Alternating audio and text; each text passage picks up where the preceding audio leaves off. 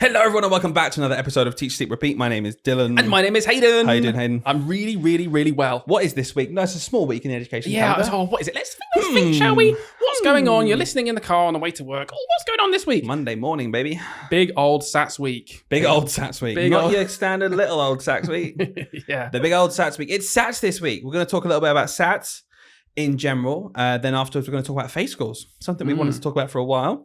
Dive into what faith schools are, why they exist. Are they a thing that we should have, maybe? And dare we add our own thoughts? we do dare 112 episodes into our podcast. I think, methinks we will say what we think about this. It's taken a while. But yeah, no, why not? It'll be a good chat. But first things first, Hayden. Anything to digress from your week in the school environment? In the school environment, Dylan, I've had a very good week. There's only one thing really I want to talk about, and it is Sats related. I know we're going to talk more about it in a minute. Is it Sats week this week? It is. It is definitely still a Sats week. Just checking. And one thing I just wanted to say, right, because I want to see how you would react to this as well. Maybe it's because I'm disillusioned over time. I don't know. But one of the kids in my class, I could tell, you can just tell in the morning, there's just something about her. I was like, she doesn't feel right. And I said, you all right? She said the usual, yeah, come in. And I was like, nah, something's wrong there. I got her over. I was like, are you sure you're okay? When the kid does that thing where you can see their mouth go. I was like, right, I know they're going to cry. And I was like, I knew something was wrong. I said, should we go and have a chat? She was like, yeah. And she just said, I'm just feeling really anxious about Sats because it's coming up. And in that moment, don't worry, love. Come to your booster. yeah. Don't worry. Your stats are going. In fact, let me just get up your portfolio. I'd be worried as well. You're not expected. You need to be expected in there. No, of course not. Do you know what actually happened is? Yeah. And maybe it's even because we've had kids recently. My gut instinct here was, I could not care less about school data, about literally anything other than this kid not feeling like this right now. So do you know what I said to them? And again, this is where I feel like I shouldn't say this. It's mental, but I did. I said, okay, I made light of it. I was like, it doesn't matter. I said, can I tell you a secret? It literally doesn't matter. I was like, none of this stuff matters. Honestly, you need to not worry about it. I was like, I want you to go home today thinking, okay, I've been working myself up over nothing because this doesn't matter. It's just the same as our other mocks across the year. Us teachers, we just use it to get a bit of data, just to see what we need to teach you, what we don't need to teach you. Other than that, don't worry about it. You said there, let me tell you a secret. Shouldn't even be a secret. I know, Shouldn't even be a thing. The fact that it's hyped up, the fact that you think that's a bad thing to say to a human being who's feeling bad about something that is genuinely pointless to them is insane. It's such a bad reflection on the system. I feel like a fraud. I feel like I shouldn't be saying that. But yeah, that's my point. But you know, absolutely, of course you should, because you're a human being. My point is the system is so awful for that kind of indoctrination of huge pressure on staff and schools that obviously goes on to the children. Because I can guarantee you now, from everything you've said to me in the past about Sats, you've not put an ounce of pressure on these kids knowingly. You've not knowingly gone in and been like, oh my God, this is a huge thing. Right, kids, listen, you need to do well in this test because of this reason or that reason. That's the ultimate example there of how a system bleeds through to the children at the bottom. Definitely. Because you've not knowingly done that, and some people will, but that child still feels that huge anxiety around these tests next week just from the system we've built without you putting it on them yourself. So you're like, no, I'm fine. So teachers out there in year 6 were like, oh no, I never put it on them at all. It doesn't matter because it's built in a way where the children are going to feel like that, and it's horrendous. Absolutely. We don't want that. We're going to have a whole chat about Sats today because I've got some deeper questions and thoughts about that. But before then, I'm going to be polite here and ask you how your week's been. Oh man, maybe I should have started with my gone straight into Sats, because mine is such lower stakes. This story's nothing compared to it. There's one thing, again, because it is funny now, we did a podcast, something happens and I'm like, I'm going to tell the podcast that. And we were lining up at the end of the day, and I was stood at the front of the line at our door, ready to go out at the end of school. And the children were lining up one table at a time, as you do. Whose table sat nicely, who sat up straight is good. Sounds like you. Yeah, all the time. And then so the first table come up, and this girl came straight up to the front, and we were just talking. She was just chatting, saying, oh, blah, blah, how your day was, etc. Whilst the other tables were coming up. And I had my lanyard on, obviously. And she saw my lanyard and grabbed it. I went, when was this picture taken? Here we go. I mean, honestly, in my head, I was like, okay. I was bracing myself. So I just went along with it, expecting. This is, by the way, the same girl who said about her mum's 29. And I have to say. So I was bracing myself to have some kind of comment. Yeah. Grabbed the lanyard, said, when was this taken? And I went, okay. That picture, actually, my lanyard was taken about 3 or 4 years ago. So quite a while. And I was waiting. Yeah. You look well older now. Yeah. But she kind of half shocked me because she went, oh, you look exactly the same. And I was like, oh, apart from the grey in your beard. Oh, you had a moment. I thought for a second that she was going to be shocked that I'd have my youthful look still. and I, do you know what I said?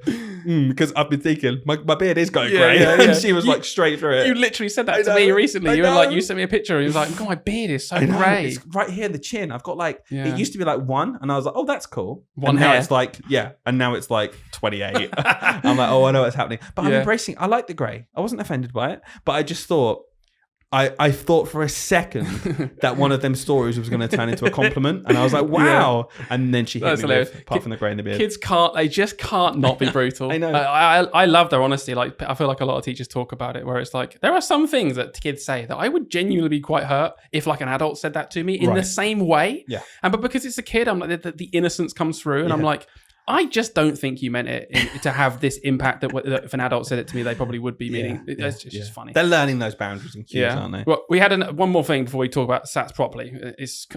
Again, it's related, but it's just a funny story, right? So someone messaged me this week and they were telling me about something that happened in their class. And I thought, again, like you, we get to the point now where we actually don't talk to each other because we've saved stuff for the podcast, right? I was like, I've got to tell Dylan this story, but I'm just going to summarize it. So this guy who messaged was saying that he was doing SATs prep a couple of weeks ago.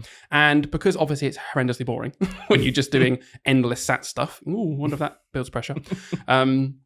He said that on his mock SATs papers, for a bit of fun, just to try and bring some light back into the darkness of SATs prep. He was like, he told the kids, like, we do a register, we do silly registers, put your names on it, but you've got to write them backwards. Oh, classic. And I'll work it out. I'll work it out. You got to write your names backwards. You know, not just your surname, then your full name. That's boring. Write the letters backwards in your names. Right. Yeah. And they all had a good laugh of it. They were laughing. He was, he modelled a couple, working them out. That's common as a kid. You're like, I'm Nallid. Yeah. I remember it. Nallid, exactly that. Everyone's done it at some point with the backwards names. It was a good bit of fun before they, probably did like a 30-minute silent test. Sat in the classroom. Collected them in, and his challenge was, I'll mark them, but I've got to work out who you are. Right. And he messages saying, horribly backfired. Okay. Horribly backfired because he was marking the test at the end of the day. And it wasn't until he got to the girl in his class called Lana that he realized this was a really, really bad idea and that he would never do it again. I'll just let you think about why the backwards name thing is really not always going to work. As soon as you said that name, I thought, I've heard this before. Yeah. Like, I've heard of someone mentioning it. Yeah. You can't do it. It's a risky game.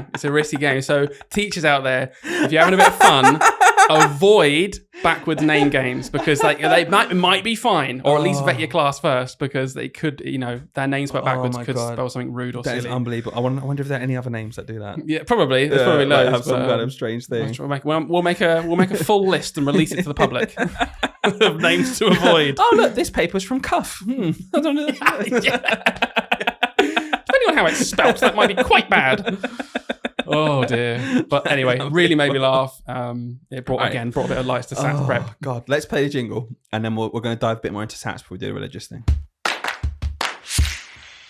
Okay, so it is SATs week this week. You're a year 6 teacher. You've been a year 6 teacher for a long while. You don't let me forget about it. I'm going on and on. But seriously now, I want to know a little bit in more detail about how you're going about this, because you mentioned that story to me about that child. Yeah.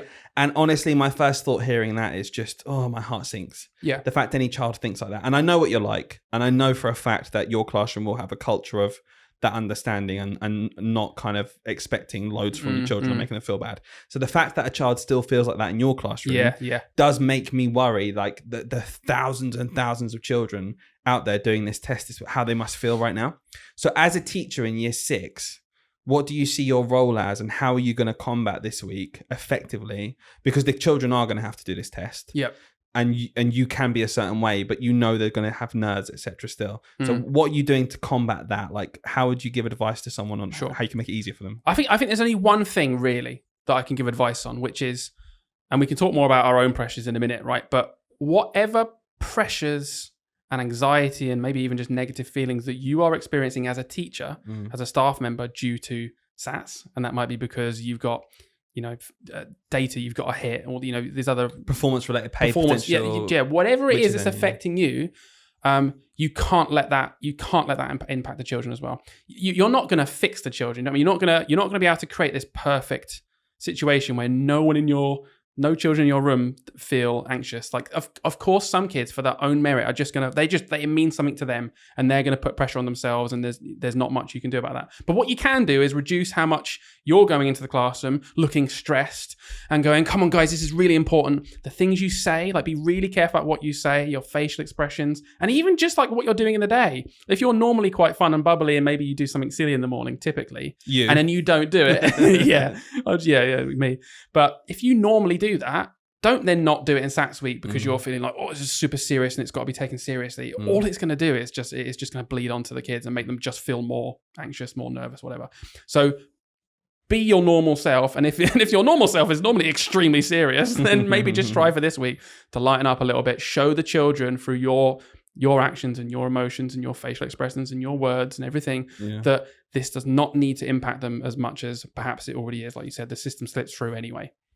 So what's your line then? Because, again, I like to take things to the extreme just to figure out where you sit on a spectrum. Yeah. So there's one extreme, which is, this is incredibly important to you because this is your SATs and we need to know how you're doing, and you need to understand this is so important, and you need to show exactly what you're doing and putting loads of pressure on them. Yeah. And there's the other side of the coin, which is saying to a child, these don't matter at all. Right. Don't worry about it one bit. Who cares if you sit there and twiddle your thumbs all the way through? They're not going to impact your life. Don't even come in. Don't even come to school. Unroll. Just get off the register. Education's not important at all. Course, yeah. So clearly, it sounds as if you're more towards one side, but can you justify where that line is for you and why you think that's reasonable? Yeah, I think so, because obviously I wouldn't be saying that, just to clarify. There's absolutely no way you'd hear me saying to the kids, this doesn't matter at all, so therefore go home. Okay? To that girl that I spoke to the other day, I did go further than my own line by saying these don't matter. I probably wouldn't even say these don't matter generally to like the class all the time. I was saying it to that girl in that moment because the only thing that mattered to me then was the fact that she was crying about this and didn't even want to be in school.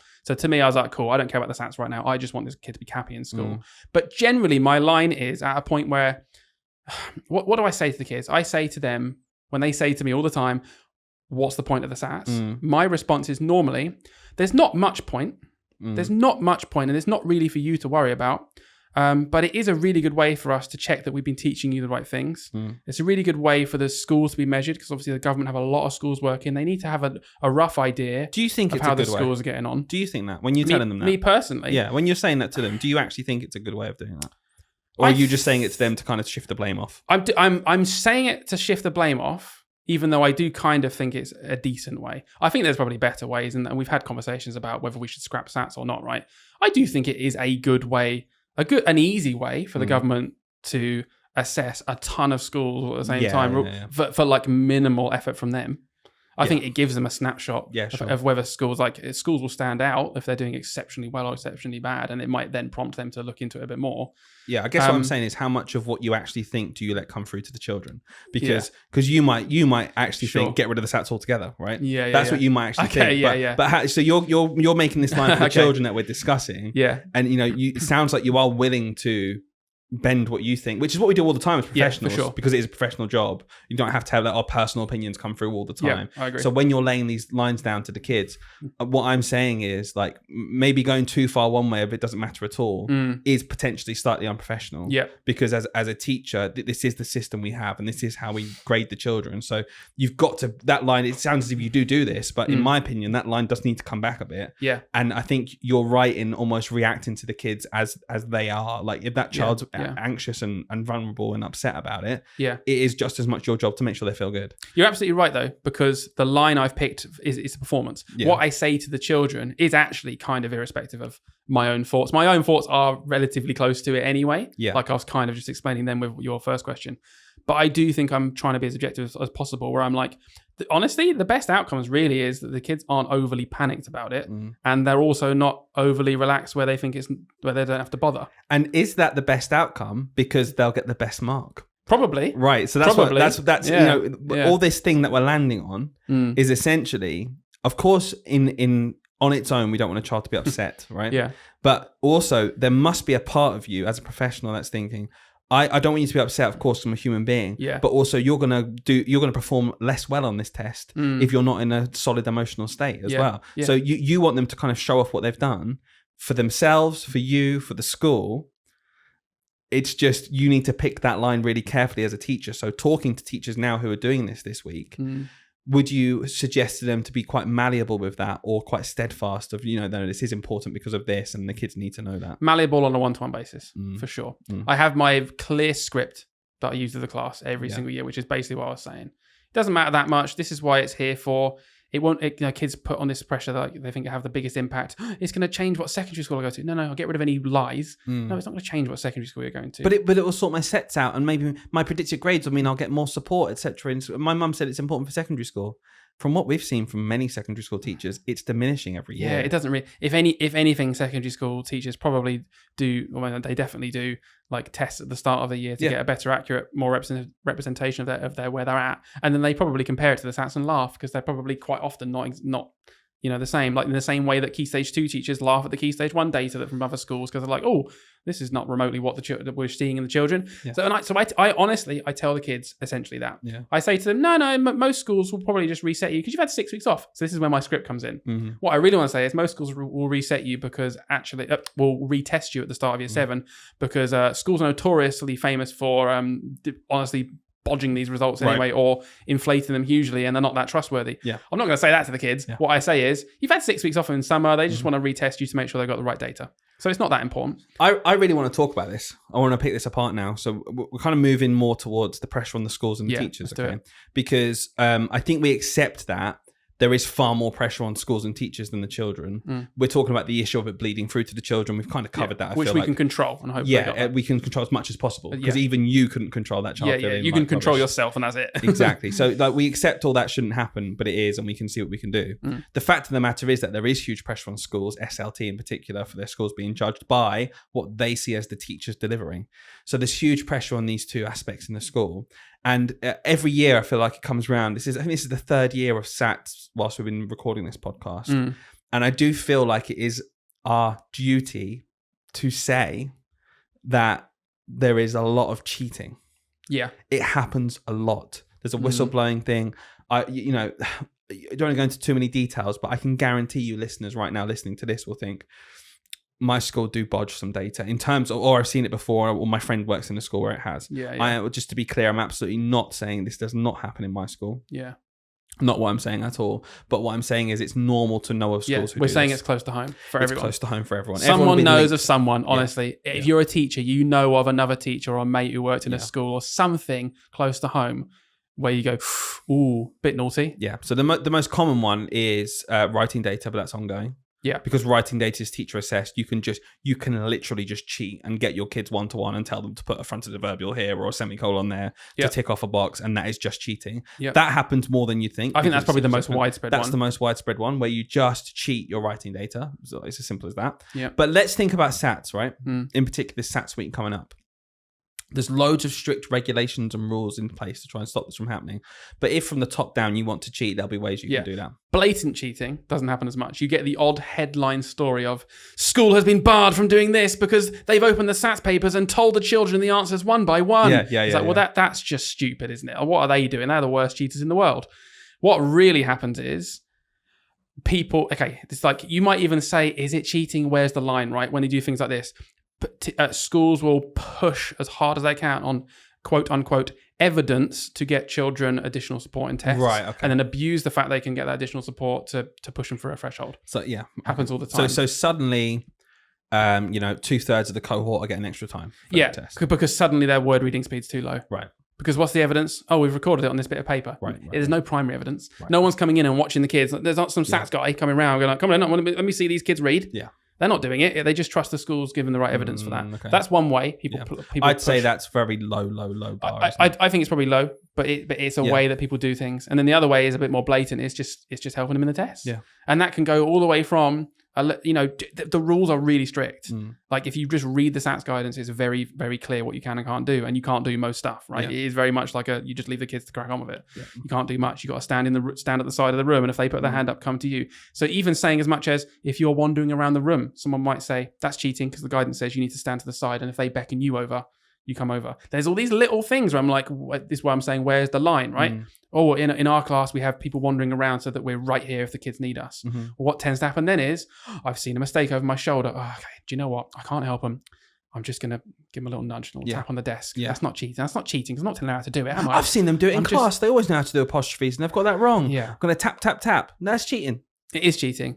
And, you know, we can go into another conversation about why people would do it. Yeah.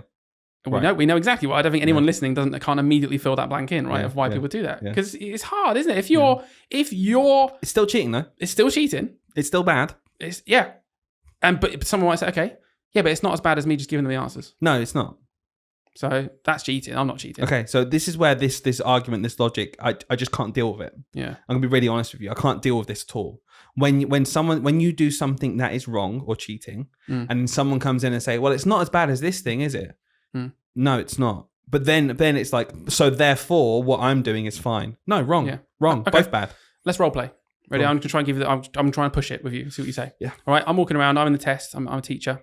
My kids are doing their test. I'm going to use the apostrophe example. Yeah. I noticed little Dylan has got the apostrophe question wrong. And I know from my teacher assessment, because I know them better than these. Always struggle with that. Yeah. I know that he's good at it. Yeah. So I know he's good at it, right? Yeah, not you. You can't do it. No, but this little Dylan that I made up can. Okay. And I think, right, I don't want to cheat. Yeah. Okay. I've seen he's done it wrong. Yeah. I can't tell him the answer. No, go to the side of the wall then. He's super nervous. He's right there. He's right in front of me. He just happens to be the closest one. I'm at the wall already. I'm following the rules. Sure. He's there. I've seen it. Because obviously I'm just looking around. I've naturally seen it. Yep. I know he can do it. And I really, really, really want him to be able to show that he can. This is the only chance he gets in this test to prove that he can do this objective that he's learned for 4 years. I know he can do it. Yeah. So I'm just going to give him another chance. I'm going to tap on the desk. Yep. And just sort of give him a look. Cheating. Should be like, come on, look, have another go. I'm not going to tell him how to do it. Just have another little look. Because he's anxious. He's anxious. Cheating. Though. Give him a smile. Pat on the back. Give him a smile, pat on the back. He's nervous though. He's nervous. And I know that it's only because of his nerves that he's got this wrong. So? Cheating. So I want him to get it right. Yeah. No, I know you want him to get them right. Yeah. I want all these kids to get all these questions right. There's a million reasons why a kid might get a question wrong on a test. We can talk about whether a test is a good indication of a child's ability or not. That's a separate conversation. The fact of the matter is that this test is happening. This is how we do it. This child will gain an unfair advantage from me going to them and saying, oh, check this again. Because if I do that, I need to do it to all of them. Yeah, exactly that. So it is just cheating. Yeah. And it doesn't matter how much you look at yourself and go, but I just love him. You can care for him all you want. I care for my kids in my class so much. And I care for my data in terms of how they've improved a lot. And it can be frustrating when you know they can do something and they don't do it. Yeah. But it doesn't matter because do you know what is more important? You know they can do it. Yeah. That's it. That's the important thing. What you do, you smile and you go, you give them a little bit of reassurance if you want to do that. Keep going, mate. Well done. Yeah. Let them crack on with it. You got it wrong. If it doesn't matter, like we say it does, right? You should not be cheating. It's just an oxymoron. This is what I mean about this is just, you're just cheating. It's wrong. You can't say to the kids, don't worry, it doesn't matter. This thing doesn't matter. And that girl looks nervous that you said doesn't matter to. The test comes along, you notice she got it wrong, and then she sees her teacher come up and go, tap, tap, tap, check that. Well, sorry, Mr. Stevens, I thought it just said it didn't matter. Well, it matters though, so can you change it, please? I'm quite worried now. It matters enough because I know you can do this one, love. Right, exactly. Yeah, so it's just, what I'm saying is be the person you want to be in that situation. It's hard when you've got top-down pressure. Yeah. I've literally heard of actual head teachers going around during tests and tapping things in schools that I've not worked in, but I've heard of this from people who work in the school where they've seen this happen. Tap, tap, tap, telling the kids to change their answer. Pure and simple cheating. So they get headline data at the end that looks better for them and they can wallow in it. It's personal gain. It's selfish. It goes against everything you tell the kids about how it doesn't matter. Yeah. You're doing it for your own reasons. Don't do it. What I always think as well that helps me with that sort of stuff, and I have done for years, and any other teachers that are thinking, but the pressure's there and it makes me want to do it, but I don't want to do it because I know it's the wrong thing. It is the wrong thing. Don't do it. And just know this, tests account for silly mistakes. Like the pass mark accounts for that because it was taken with real people. Yeah. So obviously, like whoever the sample cohort that are doing these tests are, they're not all robots and we're getting exactly what they know right and exactly what they don't know wrong. They were making silly mistakes as well, so it's accounted for in the reflection of this past data. That's such a good point. And it gives me a bit of solace to think that I'm like, do you know what? If I do notice a kid make a mistake, I'm like, everyone makes mistakes. I make mistakes on the board in front of the kids and then correct it. But in a test, if I made that mistake, tough. Yeah. I got it wrong. Yeah, that's a great point, because if you look at the amount of marks you need to pass English, for example, in the SATs reading paper, it's like, half. Yeah, it's like 25, 26. 1 year it was 24. Yeah. So I think 2023 it was 24 out of 50. Yeah. Last year it was 27 out of 50. Yeah, it yeah. hovers around half. Yeah. And that you're absolutely right, because what it means is there's a bunch of hard questions in there you'd get wrong because you're not great at depth. Mm-hmm. And there's a bunch of questions you can get wrong because you've made a little mistake. Mm-hmm. It is absolutely accounted for. That's such a good way of looking at it. Yeah. And if you maximized all the mistakes, and if it was just a case of I'm the teacher, I know they can do this, then you might as well not do the tests. Tests are literally built in with that. Like that's the whole point of a test, is to see what they can do on their own. Yeah. If it's just to see what they can literally do, we wouldn't have a test. Yeah. So yeah, it's cooked into the actual test itself of what the test is, and we can have a separate conversation about whether that's good or not. But that is what the situation is. So just let them crack on with it. So my last question to you on this whole line of thought here, right, is okay then. So why does it happen so much? Because I don't think the answer is that there's loads of teachers that went into this career and they're doing the wrong thing because they just want to boost their own data. I don't think there's that many bad teachers. What do you think about that? I agree with that. I think a lot of people are doing it because they really care for the kids and they want the kids to show the best that they can do. I've heard of teaching assistants before who've helped during tests, and they've gone, "Oh, I just had to help him. Yeah, I just had to help him because I know I did it with him the other week in group, and I know he can do it. Yeah. And he got it wrong. Isn't that unfair?" And I have to be like, "You're wrong. Yeah, like you're wrong in that it doesn't matter. Like, you're right in that he can do it. You're correct in saying that it's frustrating. All of that's correct, but the line, it cannot go past that line of then, so you cheated. You have to just be frustrated and have the limitations of the test. Otherwise, we just submit coursework in primary school. Yeah. We just submit their English book and say, this is expected, here's their English book. The point of a test includes what they can recall on their own. And the fact of the matter is that no matter how much you think that child can do apostrophes, on their own in the test situation, they couldn't. And that's what the test is designed to show. And you can say that's not a useful thing to know. You can say that's not helpful in the long term. You can argue how it doesn't matter. That's all fine. But that is what the test is showing. So don't then change the test, because what happens is the test data gets boosted. You're a school who maybe cheesed it a bit and pushed it a bit. You're getting better data than other schools. You're riding the wave of that success. And then you're justifying why tests are a good thing because it shows your school's doing the right thing. No. If you want to actually get solid data, be honest, because they're just children. This isn't a business. It's not Asda versus Tesco and who can get the biggest profit share. It's a school versus a school. Take out the verses. What is this versus thing all about? League table. It's just children we want to help. I want children in the school 2 roads away from my school to do just as well as the children in my school that I have currently in front of me. Because I don't care that they come to this school with a badge on. I care that they're children in the next generation of our society. I want them all to do really well. I'm not going to fight and cheat to get my school up a bit. I don't care. I couldn't care less. I just want kids to be better at stuff. And if you're better at stuff because you did it fairly and better than us, congratulations to you. We can share some good data and you can tell me how you did that. Or we can just accept it's their family backgrounds and actually we had a small impact anyway. All of this does not mean we then go into a test and cheat. Nothing can convince me that that's a sensible thing to do for any reason. It's nonsense. It just feeds this idea that tests are the most important thing. We spend all year telling people how tests aren't important. Most teachers don't like tests. And then it comes to it and we're like, oh gosh, no, boost it. That's going to feed into the test culture and make people want to keep it. All for vanity metrics. Absolutely. It's just nonsense. I care about kids doing better at things. And if I'm there at the test going, I know he can do apostrophes, that's enough for me. End of it. Nah, I care more about my kids getting a better numbers than those kids from Tunbridge Wells, so I can cares? show how my disadvantaged background didn't matter because I did it. So no, you just faked it. Yeah, just faked it. You just faked it. Like you didn't have that much impact. Sorry, mate. Right. So if we're going to be consistent about this and be professionals about it and be above board, which a lot of people are, I think people listen to that conversation and think, oh, this is rife. The vast majority of places are doing it correctly, but a bigger chunk than you might think are definitely fudging things. Yeah. I'd almost go as far as honestly just disagreeing and saying I think it's rife. Maybe. Genuinely, maybe. My gut feeling that is level of stuff is probably really rife. Yeah, and if we've established that the line is you just can't go over it at all. You can't go over it a little bit and be like, oh, that's not so bad. No, the line is the line. It's rife because people are always going over that, doing that little thing. Yeah. People have always got schools with the TAs that are doing that. Yeah. But just intentions are good, but they broke the rules though. They didn't realize. There's a reason why every school will know to a T who's hovering around the line of expected or not. The only reason they know that, why would you need that information if you weren't going to push the lines and boundaries? Yeah. Because when it comes to the test, you'll know who's on the boundary. You'll have them all sat together, and you as the teacher will probably be more likely, even if you think you're not, to be like to be near them, just in case they need me as a reader. Yeah, come on, come on, you know what you're doing. It happens. But there we go. Let's move on. Yeah, that was a great chat. I enjoyed that a lot. And if you're doing SATs this week, all the best to you and your children. I hope they absolutely smash it. I hope they're happy, and I hope that the rest of the year after it is really nice as well. Definitely. Let's talk about faith schools. We'll play the jingle, and we'll have a good chat about that as well. Bit of a switch up there, isn't it? SATs to faith schools. Right, Dylan. This whole section, is this because of your background and the new Pope? It is, isn't it? So there is a new Pope that's been elected. Elected? Yeah, they're elected. Anointed? I don't know. What's the word? I don't know. God picks them. I don't know. Anyway, I went to a Catholic school. So we're going to talk about faith schools in general and their role in the country and whether or not they should be around. I guess that's a big question. Yeah, it's bold. I went to a Catholic school.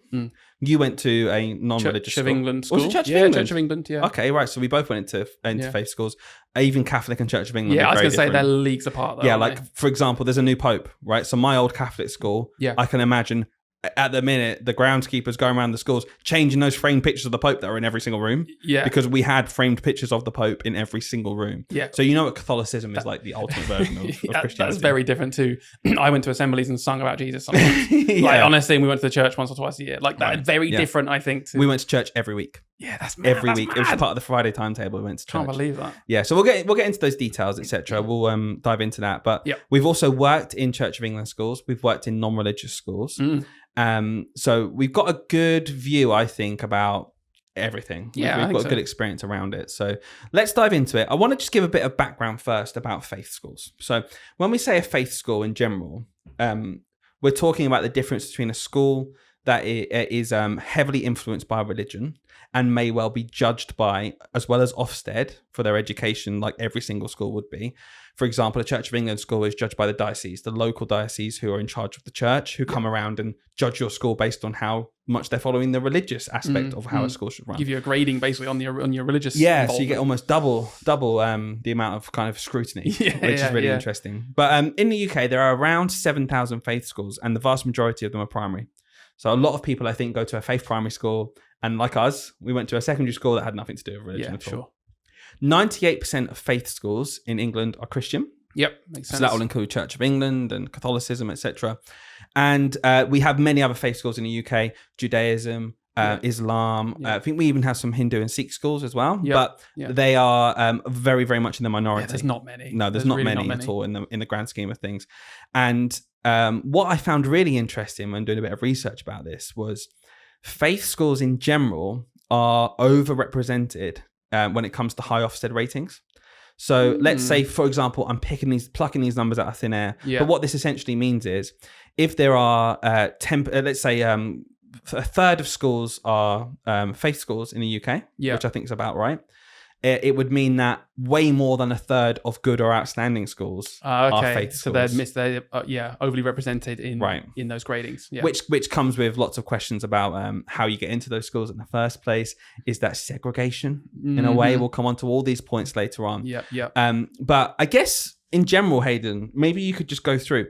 We have this system, and like everything in the UK, where you think, that's a bit odd, isn't it? Why do we have that? Like, it's rooted in history, isn't it? Yeah, and it is quite a simple history. It's one of those things where I'm like, I never really thought about it. But it makes sense, doesn't it? Yeah, it makes sense. But basically, a couple of hundred years ago, education in Britain was originally driven by religious institutions. That's kind of how it got standardized, I guess, in a way. That's so let's make education. Religion was the driving force before that.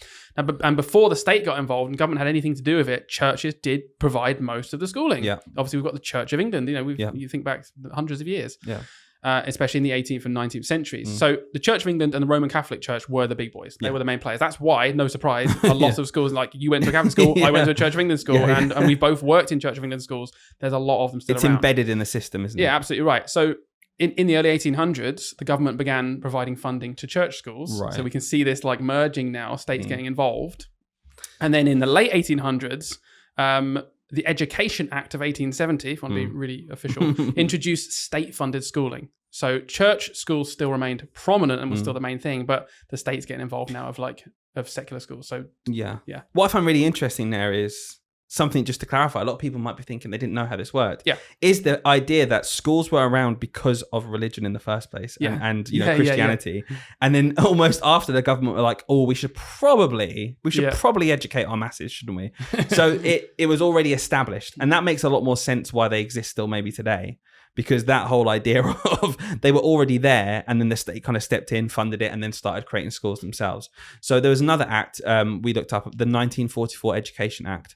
And that kind of was the final cementation, if that's a word, of faith schools in the state system. So loads of religious schools were kind of integrated into the whole system that we have today. Yeah. So what we see today is children, you might be born in this local area. In your catchment area is this school. Oh, it happens to be a religious school as well. So it might have some of them don't have extra stipulations to get in, and they can just accept you. It doesn't matter what faith you are, but it is a Christian school. Yeah. Or some of them do have extra stipulations as well, which we'll come on to. Is a very common thing. So it's this amalgamation, isn't it, of religious requirements as well as it's a state-funded school. Sometimes I get confused. Sometimes I'm like, well, who controls this school? Then it's a state school. The state paying my salary, but the Church of England has like control over me. What, how, why, and it does get a bit confusing. But you can see where the history comes into play and how we've got to the point. And how the government at some point had to be like, we need to standardize this. We need to kind of, okay, cool, you've existed, you've plowed all that money into. We're going to be grateful for that, and still have you in this bigger system that we have. Exactly. So it is about 1/3 of state-funded schools are faith schools. Like we talked about, the majority are Christian. We have lots of other different religions as well. Do you know what? Not as high as I thought. When we first saw that stuff, I really, really expected that to be more than half. Really? Yeah, I was quite shocked to see that. I wonder only a third. what percentage of that in a primary school. Because that will include primary schools. So I reckon obviously it's probably above that in terms of primary schools. Yeah, because it's got to be. If you list all the primary schools in your area, I bet a big chunk of them are C of E or Catholic more than half, schools. I reckon. Yeah. How many primary schools start with Saint? Honestly, I know. Like literally. Like we work at one, and it's like when you have to try and Google your school. There's like, there's 7 others in the country that got the exact same name. It's like, just start with ST when you're doing anything. It's like, that's not narrowed it down. That has not narrowed it down. You name a person and put Saint before them, there's a school somewhere. There's a Saint. There's a Saint Bob somewhere. It's got St. Hayden. Do you think? Maybe that's the only one that doesn't exist in a few hundred years. Maybe. I don't know. But what I want to dive into really is, I guess, how we feel about this, because my gut instinct always, when I started off, I was a young, and for complete clarity, I am an atheist. I don't have a religion. And I saw this and I thought, what? That's ridiculous. Why on earth is religion involved whatsoever in the schooling of our children? And I think it's tempered over the years. It's lowered that kind of outrage. But I think I would say, if I was to design a system from the ground up, I'd absolutely not involve religion whatsoever in education. But knowing the history, I guess I look at it and I go, that makes sense now. Do you reckon when you were that age, whatever it was, 21, whatever you said, do you reckon there were no pros in your mind to religion and state being combined? Like, if I'd asked you then, do you think there are like pros and cons of religion being involved in education of children? Do you reckon you would have been like, no, religion should not be involved, or do you reckon I would have said no? But I think because I'd be a bit naive potentially. But what do you think now then? I think there's positives to it that I don't think you can argue against. So, for example, the kind of community and the cohesion around it, and I would say even to a degree the discipline and the servitude that comes from being in a Catholic school. So I was in a Catholic school, and the literal the saying of the school was something. It ended in serviam, right? Which is a Latin. It means I will serve. So it really did instill in me this idea of serving other people. And I think for society and for honestly like the community as a whole and your own mental health, this idea that you give to others, if everyone had the attitude, it's a net positive. It's interesting that you say this, because knowing you as an outsider to your brain, I would say that is you. I do feel like you have an association and like hold a great value in this idea of service. Yeah. And it's interesting now to me, like to realize that, that's obviously where that came from. Right. Because I've always thought that about, you've always mentioned that disproportionately to other things like values. You've always been like service, like we should serve each other. And that's just so funny to think that you're not a Catholic. Like you've not taken away from that school, oh, I'm a Catholic now, but you have taken away that value, right? Which is, you could argue objectively, a good value to have in a community that needs to exist and function. So this is where today, I think I'd like to maybe talk more about these positives now, because I think I've moved a little bit. Yeah. I don't think you can argue against that whatsoever. No. I think it's very clear that these values that you can instill in these religious ways of going about life, I think those ones, if you want to cherry pick, you can say that that's positive, that's right? A pro. I would still say in general, you can instill these values without the religious aspect of it, because for two reasons. Number one, I'm not religious and I still have this idea of service because I think it's good for society, not because God told me to in a book. And the other side of it is, I don't think a lot. There's a whole chunk of the religion, let's say in Catholicism, that I fundamentally disagree with. So I don't want to cherry pick. So if that's part of the package, right? You're saying, well, if I have to have the whole package, I still probably think it's a net loss. Right, exactly. Yeah. Well, one of the big things to me is very much what you just said. Is I've spoken to parents over the years who have literally said to me, I want my kid to go to this school and not that school. They're not religious, by the way. It's an important context. The parents are not religious. I want my kid to go to this religious school because they literally just instill better values. The Christian values that they teach there are just good values. Yeah. And I just want my kid to have those values growing up. Yeah. Not because I'm religious or because I even care if they're religious or not. Yeah. And that always challenged me because I had a very similar mindset to you. It's no surprise we've become such good friends. We had very similar paths through life. And I was very much the same. And that really did challenge my notion of sort of religious schools, which is well, non-religious parents are choosing to send their kids there when they've got an option where they don't have, it's not a religious school. Right. So there's the point I think that we've got as growing up is, as a parent choosing where your child goes to school, there is way more to take into account than simply if it's a faith school or not. Yeah. I think that can be part of it. Absolutely. And it should be part of it. Yeah. But if even coming on to another aspect of arguments that I've heard for why faith schools are still around, is that whole idea we talked about earlier of they get disproportionately better Ofsted reviews. They get disproportionately better academic outcomes. So again, personally, is that the be all and end all for me? Potentially not, I would say, because I think as a whole package, you'd have to look at it.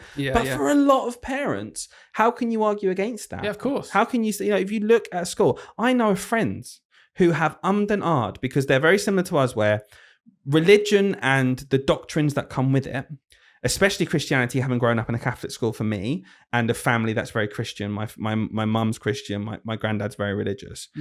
Having grown up in that aspect, it's a big part of my life to choose not to.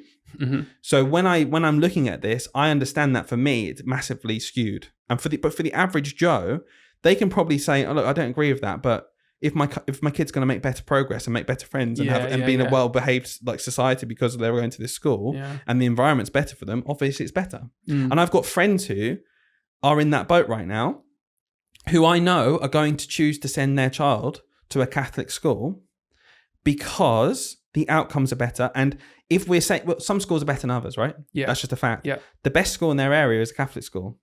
So he's not willing to say, well, I disagree with the fact there's a religious school because Catholic schools can be quite indoctrinating in terms of this is what happened and this is the way it is and etc.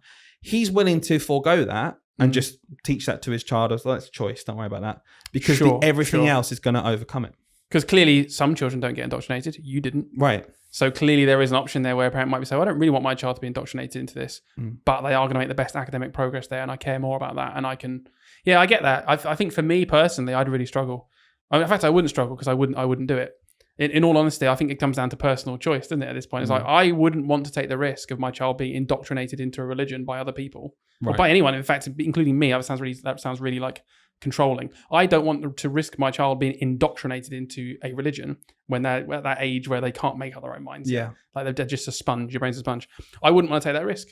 Even if, they get better academic results. Yeah, they might get a better maths grade, but now they've been indoctrinated into a religion. I'd be like, that's a huge net loss. That's so much more of a net loss. So would it be different to you then? For example, I'm thinking now of my experience with Catholic schools and Church of England schools. Yeah. Is there a difference in your mind then about how the school go about it? So for example, the fact it's a religious school on its own Yeah. Is that still to you enough of an issue where it outweighs everything else? Or the positives we're talking about here in general? And, I've seen schools before who are Church of England, for example, who honestly might as well not be in terms of like, it's literally such a small part of how they go about their day. And they just say, isn't this a good value to have? And Jesus had this value in this religion that we read from this extract. Get on with your day. Yeah. Like, so is there again a line here where you're like, okay, Catholic school, they go to church.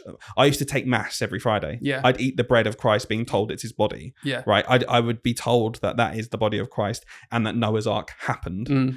And that's very different to Jesus said, help each other. Go and do your maths. Yeah, absolutely. I'd send my kids to Church of England school without even thinking about it. Right. Because to me, it's just so timid. It's so tame in the lines of indoctrination. Catholic schools to me are a big no. Because I'm like, they are just indoctrination. I don't like. People can have their opinions, and that's just my opinion. They are, and for some families, that might they choose to do that. Yeah, because they want to indoctrinate. I'm a Catholic family. I want my okay. That's one way of putting it. But okay, they're taking a step back a little bit. Because indoctrination has very heavy context. I know. I'm saying it to be. I know you are. You are. But there might be a family who is a Catholic family, and again, whether we think it's right or not to put something onto the children when they're just children, that might be what they want to do to help raise their children. Yeah. And then they don't care, and therefore they send them. I guess my issue here is that's fine. And I don't have an issue with that in terms of, okay, it's your child, okay?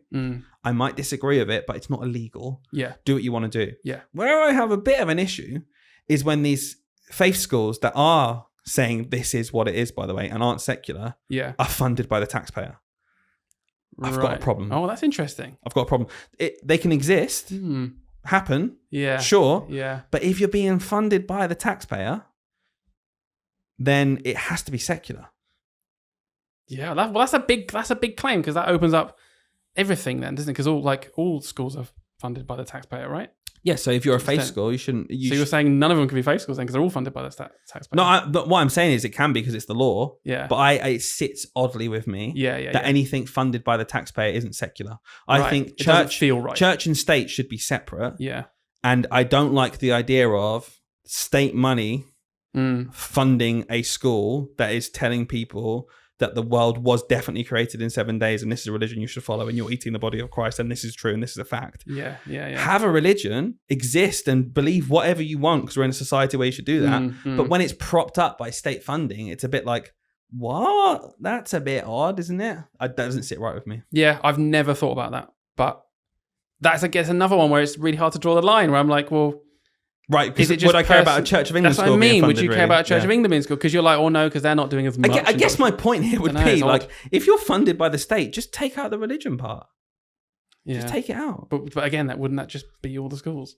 No, because not all schools are faith schools. All the religious schools. Okay, so what I'm getting at is my fundamental belief. Yeah. Which again, I think it's good to have worldviews. It doesn't mean everything changes for you straight away. But my fundamental worldview is that state and church should be separate. Yeah. So fundamentally, I think faith schools should not exist in the context of being funded by the state. Okay. So that's my fundamental view. That makes view. more sense to me. I get that. Because I also believe that education and religion should not be entwined to the level that they are. Yeah. I don't think they should. I don't think Church of England schools should honestly exist to the point where they could reasonably, if they want to, have some sort of indoctrination process involved where they are entwining their learning of maths and English and other subjects with religion. Yeah. And I think Catholic schools are the easiest ones to pick on because they do it so much more blatantly and obviously, right? Right, sure.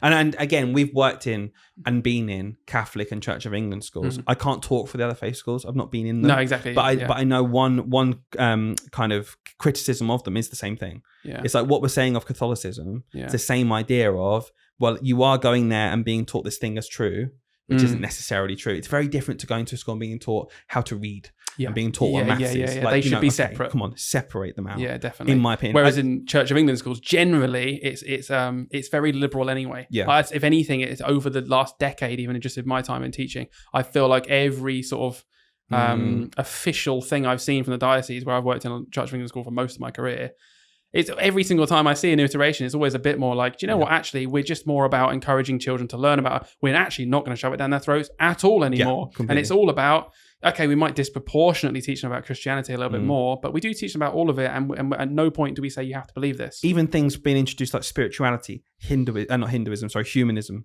Yeah. Those kind of things, like not just those traditional big six religions we always talk about, yeah. but these ideas of like, actually what is the self and the meditation and things like that.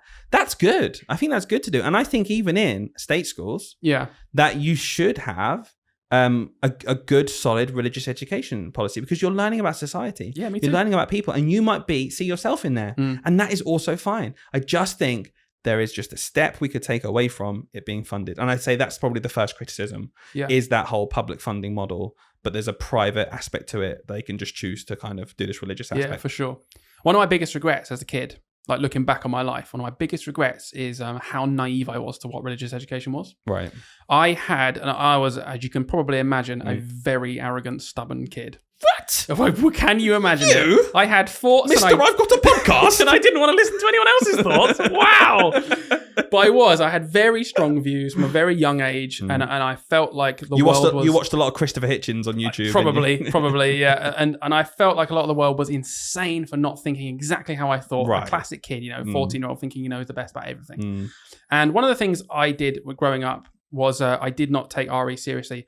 In fact, I got kicked out of RE. When I was at secondary school, I actually got permanently excluded from religious education. Considering that's religious education, where a big part of it is forgiveness, you must have really pushed it. Yeah, I did. Because I was, I can't think of a word that's not swearing. I wasn't very nice. Because I had this belief that RE was designed to indoctrinate me, and I hated that. And I was like, how dare you tell me what to believe? And I believe what I want. And it wasn't that at all, but I was so naive and caught up in my own ego and everything. You'd seen Richard Dawkins going off on one. And you were like, he's going off on one, so I'm going to go off on one. It's embarrassing to the point now, like, I actually love teaching RE now because it's not remotely what I thought it was. And I feel like I'm doing my time now. When I teach kids now, I'm actively thinking, Christ, what do I need to do to not make them like I was? Because something went wrong with my education where I thought that I was being indoctrinated into religion, and I completely dismissed the whole subject. Yeah. So I constantly, probably over the top now, when I'm teaching RE to my kids, I'm constantly referencing that.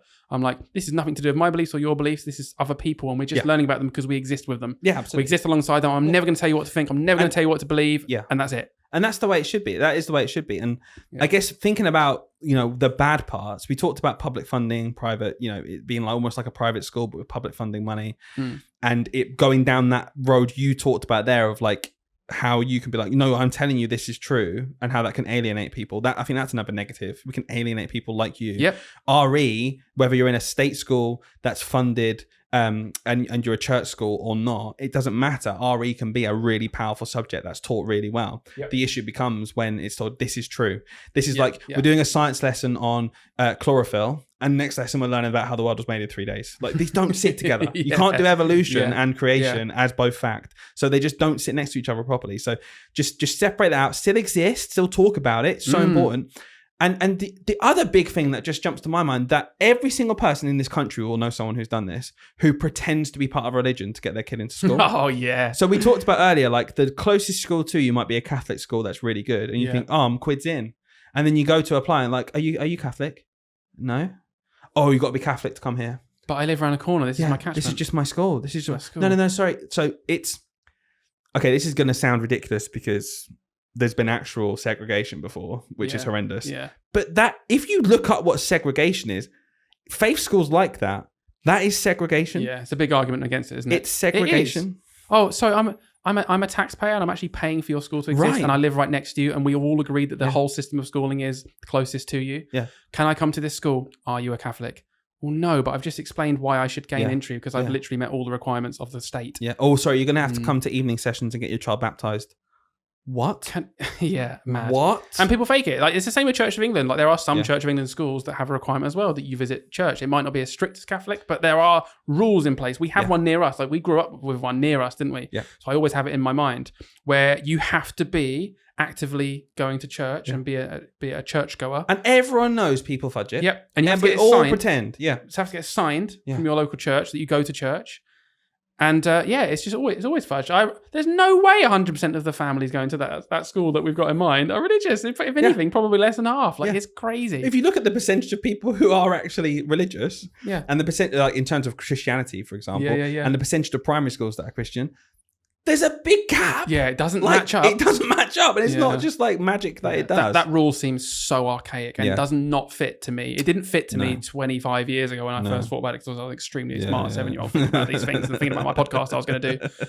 It's never fit. In my whole lifetime, I've always thought, that seems weird and like something we should probably get rid of because I don't live in the 1800s now. So why are we doing that? Still around though. So it's true though. Do you think that's a bit odd? I think, in general, that those kind of summarize the arguments against, which is the whole public funding faith schools, but then faith schools turning around to the public and saying, no, you can't come. That's not equitable or fair. That's a bit strange. And if the justification for that is that in the 1800s you started this school without the government, let's just move on maybe from that a little bit. It is like segregation in that respect, literally. And again, we talked about the whole concerns in the curriculum, creating children like you. Heaven forbid, God, I don't want to do that again. But you don't. But creating people like you with the outlook comes solely from that kind of idea of we're either going to create people and indoctrinate them into religion. This is exactly what it is, by the way, because I'm teaching you in a school.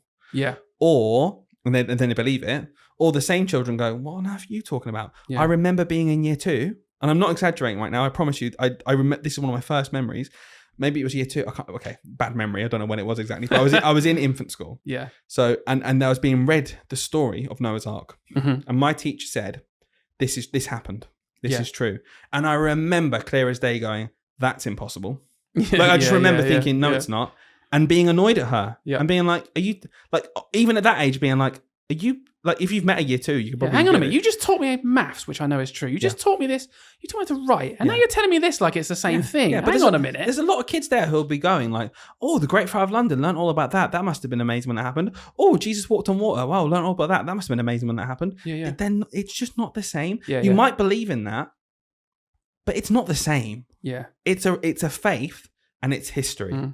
Just separate them. That's and all that I want. Day you went home and went, oh, thank God the Easter Bunny's been there. I got to start eating your Easter eggs. I've said this a million times. I don't like that either. I know you said I don't, and I'm gonna do it because it's magical and all that kind of stuff. But eventually, I do sit them down and say the Easter Bunny is something I made up. Yeah. These church schools aren't sitting the kids down in year 6 and saying, "Oh, by the way, you can choose what you want to do." No, I'm not even joking. They're like, "Can you stay, please? Because we need numbers." It wouldn't be indoctrination if you give them a choice at the end. Yeah, really, 100%. would it? It would just be I just teach them as if it's true. Yeah. So I guess let's wrap this up a little bit with some final thoughts. The big questions here are, in my fundamental view, that education should be completely secular. Yeah. Should we move towards that? It's honestly, if I'm looking at education as a whole, don't bother with that right now.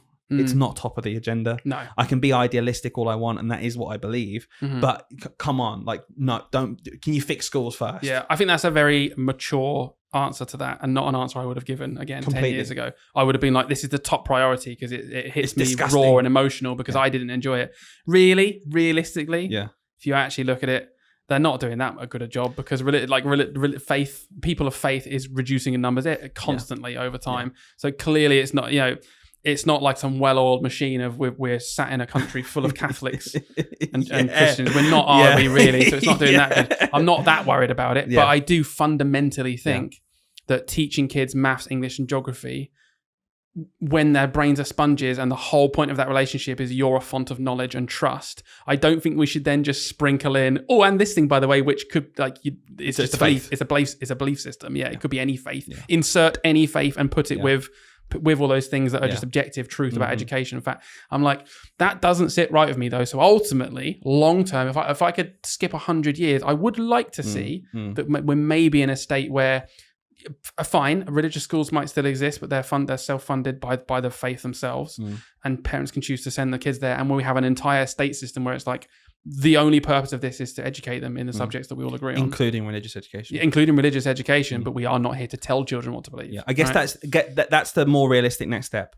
Like, we're always trying to think of a solution here. Like, we don't just sit and moan. Yeah. It's not realistic to change that overnight, what we said about there being faith schools or not, and that's fine. But what we can change is the attitude. Yeah. What we can change overnight is actually just a straight up rule where you're closer to that school, you get into that school. Yeah. Okay. It's already a bad system with the postcode lottery in terms of, like, that's why house prices go up near better schools. That's already broken. But adding this extra layer of, is your child baptized? Yeah. No, I didn't pour holy water on my kid's head. Can they come and learn some maths, please? Yeah. The idea that's there is just crazy to me. That, I think, is something we could move quickly into just taking away. Like, just go to a school. Especially when teachers at Catholic schools don't always even need to be Catholic themselves. So it's like you're literally saying, that maths teacher in there, who I know is not a Catholic, can my kid please be taught by them? No, because your kid needs to be Catholic. It's just so like, what is this barrier? Why is this hurdle here?